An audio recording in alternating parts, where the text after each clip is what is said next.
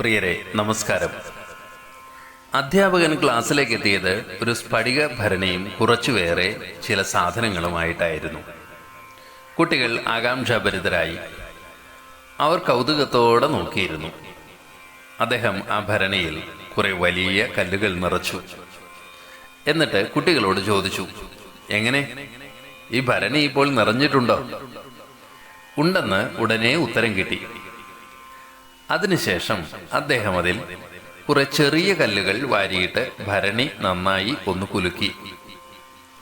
വലിയ കല്ലുകളുടെ വിടവിലേക്ക് ചെറിയ കല്ലുകൾ ഊർന്നിറങ്ങി. ഭരണി നിറഞ്ഞോ?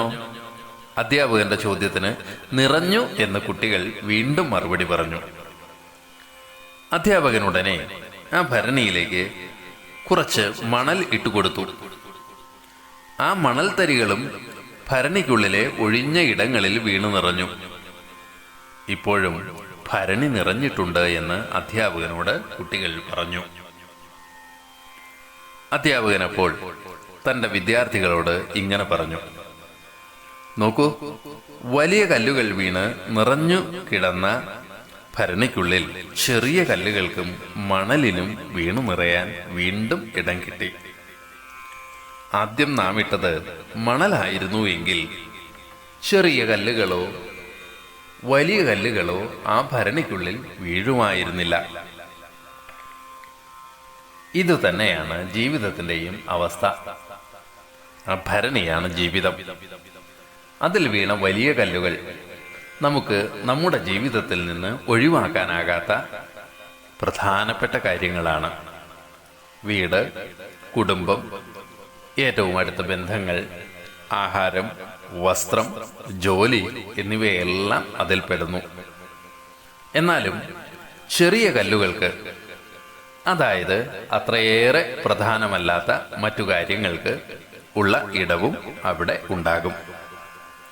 വിനോദങ്ങൾ, യാത്രകൾ, വിശ്രമവേളകൾ, അങ്ങനെ പലതും അക്കൂട്ടത്തിൽ പെടുന്നവയാണ്. അവയ്ക്ക് ശേഷം ആ ഭരണിയിൽ മണൽ വീണതും നിറഞ്ഞതും നിങ്ങൾ കണ്ടില്ലേ? അവ അപ്രധാനമായ കാര്യങ്ങളാണ്. അവയില്ലെങ്കിലും നമ്മുടെ ജീവിതത്തിന് ഒന്നും സംഭവിക്കില്ല. ജീവിതത്തിന്റെ അർത്ഥം നഷ്ടപ്പെടുകയും ഇല്ല. നാം ഏർപ്പെടുന്ന പല അനാവശ്യ കാര്യങ്ങളും ഇതിൽ പെടുന്നു. നമ്മുടെ സമയവും ധനവും ഊർജവും എല്ലാം ഇതിനു വേണ്ടി നഷ്ടപ്പെടുത്തുകയും ചെയ്യുന്നു. എന്നാൽ ജീവിതത്തിൽ മുന്നോട്ട് ഒരടി വയ്ക്കാൻ ഇത് നമ്മെ സഹായിച്ചിട്ടുണ്ടോ എന്ന് നോക്കിയാൽ ഇല്ല എന്നു തന്നെയാകും ഉത്തരം. നിരവധി പേർ ജീവിതഭരണി ഈ മണൽ ഉപയോഗിച്ച് നിറയ്ക്കുന്നുണ്ട്. അവർ അതിലാണ് ആനന്ദം കണ്ടെത്തുന്നത്. മണൽ നിറച്ച ഭരണിക്കുള്ളിൽ പിന്നീട് വലിയതൊന്നും നിറയ്ക്കാൻ നമുക്കാവുകയില്ല. ഇങ്ങനെ അനിവാര്യമായതെല്ലാം നഷ്ടമായി ജീവിതത്തിന്റെ അർത്ഥതലങ്ങൾ അവ്യക്തമായി തീരാനുള്ളതാകണമോ നമ്മുടെ പ്രയാണങ്ങൾ?